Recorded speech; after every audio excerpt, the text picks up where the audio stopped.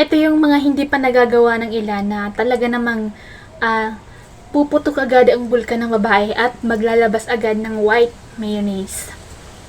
Kahit na hindi ipinapasok ang espadang napakalaki sa bulkan or kahit hindi mo ito itarak sa loob ng bulkan.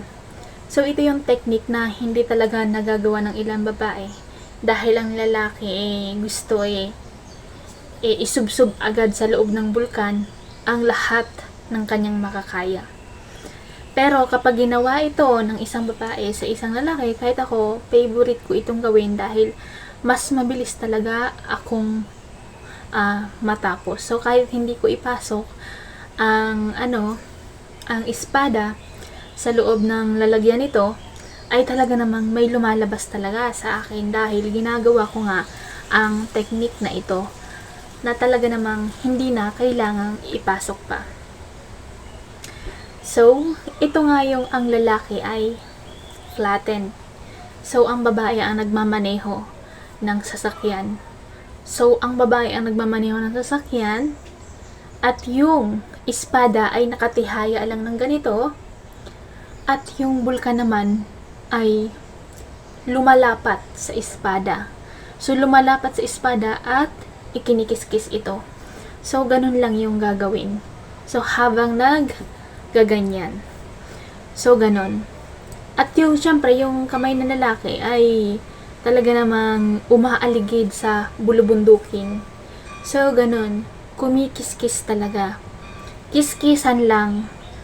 At sakop na sakop, parang ganun. Nakapaloob, nakapalaman. Parang kung makikita mo yung hotdog sandwich, gano'n, nakapalaman sa hotdog sandwich yung tinapay. Yung tinapay, yung ng babae, yung tinapay, alam nyo na kung ano yun, at yung hotdog, gano'n. So, habang ginaganon. So, feel na feel talaga yan ng isang babae. So, yun talaga yung hindi pa nagagawa ng ilan. Mas mabilis matapos. Minuto lang.